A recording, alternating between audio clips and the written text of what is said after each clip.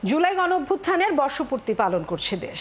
এক বছর আগে ছাত্র জনতার আন্দোলনের মুখে ১.৫ দশকের স্বৈরাচার হাসিনা সরকারের পতনের পর গণতন্ত্র, দুর্নীতি, বাক স্বাধীনতা ও মানবাধিকার পরিস্থিতির কতটা উন্নতি হয়েছে, কোন পথে বাংলাদেশ, এই প্রশ্ন ছিল জুলাই অভ্যুত্থানের সেনানীদের কাছে। তাদের উত্তর শুনেছেন রাশেদা আনিস।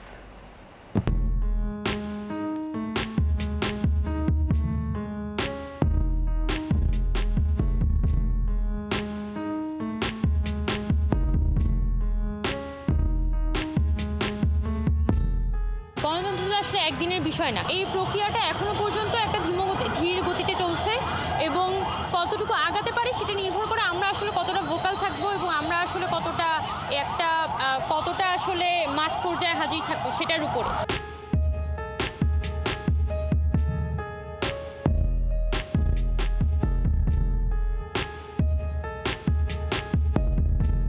সানবিট সব দিবে সামাল। সানবিট ম্যাজিক প্রেস ডিশওয়াশিং এর মাথা ঘোরানো সলিউশন। আমরা দেখলাম যে অতীতে আওয়ামী লীগের সময়টাতে মানবাধিকার লঙ্ঘনের যে ন্যাক্কারজনক ঘটনাগুলো ঘটেছে, আয়নাঘরের মতো খুবই মানবেতর জীবন যাপনের মতো, গুমের মতো বিষয়গুলো আমরা দেখেছি। অন্তর্বর্তীকালীন সরকার গুম কমিশন গঠন করেছে, কিন্তু এখনও পর্যন্ত সে কমিশনের যে কার্যাবলী সেখান থেকে ফলপ্রসূ তেমন বিচারের মুখোমুখি তাদেরকে এখনও হতে হয়নি।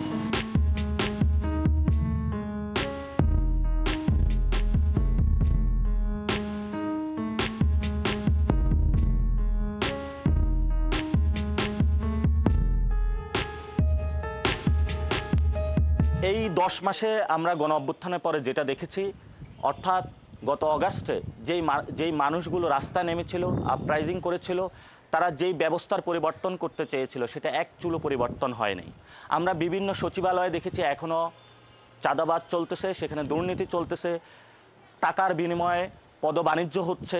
আমরা স্বাস্থ্য খাতে দেখেছি কোনো পরিবর্তন আসে নাই, আমরা শিক্ষা খাতে দেখেছি কোনো পরিবর্তন আসে নাই, আমরা বিচারালয়ে দেখেছি কোনো পরিবর্তন আসে নাই, এবং সে একই প্রক্রিয়া চলমান রয়েছে।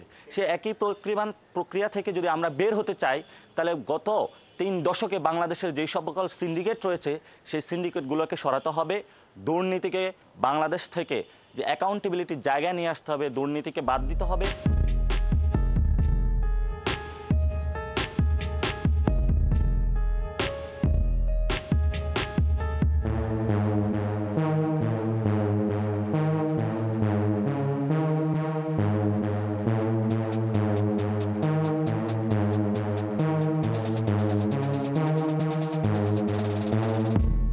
নারীরা অবশ্যই সামাজিক যোগাযোগ মাধ্যমে, যেহেতু তারা প্রবলভাবে সাইবার বুলিংয়ের শিকার হচ্ছেন, তারা তাদের মনোভাব প্রকাশ করতে ভয় পাচ্ছেন, এবং এই ভয়ের সংস্কৃতিটা যে চালু হলো পোস্ট 5ই আগস্টের অভ্যুত্থান, এটা একটা বড় পরাজয় আমি মনে করি জুলাইয়ের।